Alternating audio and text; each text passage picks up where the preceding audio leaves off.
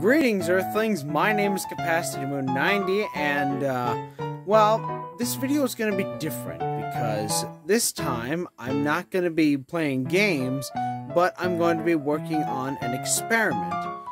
Basically, it's a little bit of homework, but usually experiments are fun.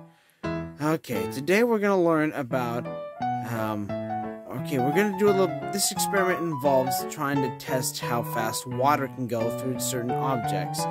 In this case, we're going to be using sand, clay, and gravel. Now, let's see what happens.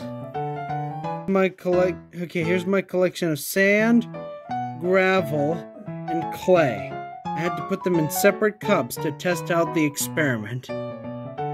Okay, in this lab we are going to be studying different types of soils and their abilities to contain water. Now here we're supposed to be measuring in 1/4 cup of water. Alright, now we're gonna pour this in here and see how long it takes for it to reach the bottom. Gravel first.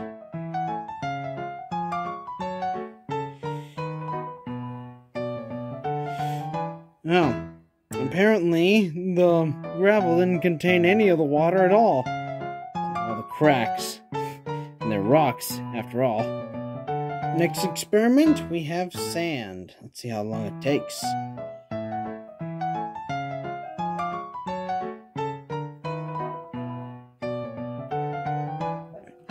Ooh, a decent amount of time.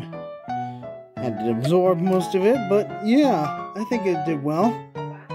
You can see the sand absorbing the water as it comes down from the top, turning itself into mud. Sort of. Now personally, I think this one's going to take the longest because clay, well, something tells me it's not even going to go through at all. But we'll see if I'm wrong.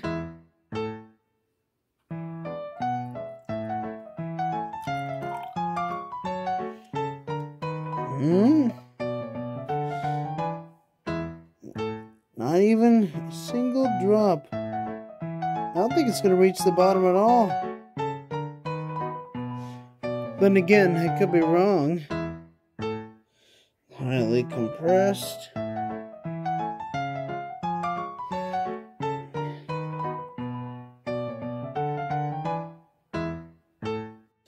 Okay, so this experiment has been going on for approximately 7 minutes, and I've yet to see any changes involving the water and clay.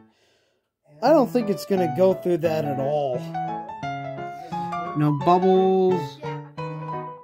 Nothing. Oh well, I guess that's it.